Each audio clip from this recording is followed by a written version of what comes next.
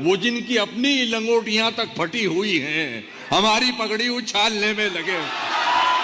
एक ब्राह्मण ने मुझसे पूछा कि आपकी जाति क्या है। मैंने कहा कि शिक्षा और ज्ञान मेरा जन्म सिद्ध अधिकार है, इसलिए मैं आपकी जाति से ही हूँ। एक बनिए ने मुझसे पूछा आपकी जाति क्या है। मैंने कहा व्यापार करती हूँ, बिजनेस करती हूँ, तो आप ही की जाति से हूँ। अम्बेडकरवादी ने पूछा कि आपकी जाति क्या है। मैंने कहा बाबा साहब के सिद्धांतों को मानती हूँ, संविधान को मानती हूँ, तो आप ही की जाति से हूँ।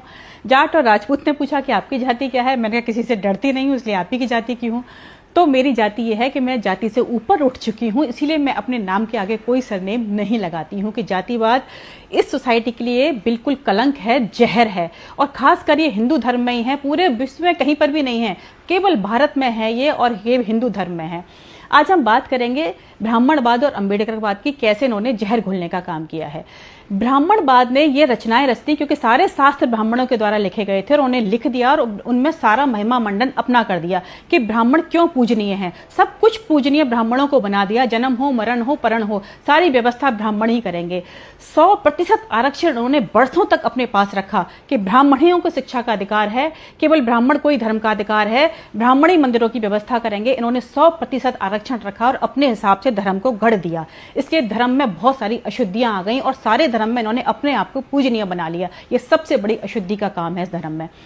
अब आप ये कर्म के सिद्धांत को मानते हो तो सबसे पहले आपको ये मानना चाहिए कि किसी के साथ गलत कर रहे हो, अगर आप उसको नीचा बता रहे हो, किसी दूसरे को जूते की नोक पर रख रहे हो, तो ये कौन सा कर्म का सिद्धांत हो गया। इसका मतलब आने वाले समय में आपको भी फिर वही भोगना पड़ेगा। आज हम बात करते हैं अम्बेडकरवाद की। अम्बेडकरवादियों से मैं सबसे ये कहूंगी कि आपको आरक्षण की जरूरत है क्या, क्योंकि बाबा साहब तो बिना आरक्षण के कहां से कहां पहुंच गए थे, उनको तो कोई आरक्षण नहीं मिला था। अब आप बाबा साहब के कदमों पर चलते हैं तो ऐसे तमाम क्षेत्र हैं जिनमें कोई आरक्षण की जरूरत नहीं है और समाज आपको बराबरी पे बिठाएगा। आप खेल के क्षेत्र में जाइए, आप मेडल लेकर आइए दुनिया भर के। आप साहित्य में जाइए, कोई बाबा साहब ने क्या इतिहास रच दिया। आप जो है इस तरीके का इतिहास रचिए, आप कलम के धनी बनिए।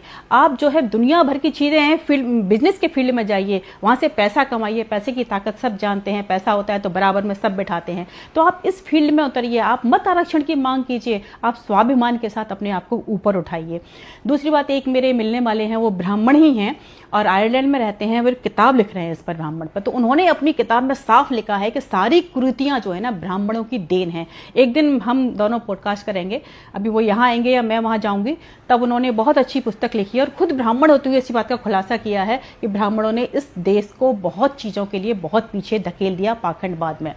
तो मैं तो सबसे यही कहूंगी, ये जहर है जातिवाद, इससे सब ऊपर उठ जाओ। और न ब्राह्मण ऊंचा है ना नीचा है शूद्र, कर्म ही प्रधान है, बाकी सब अभद्र।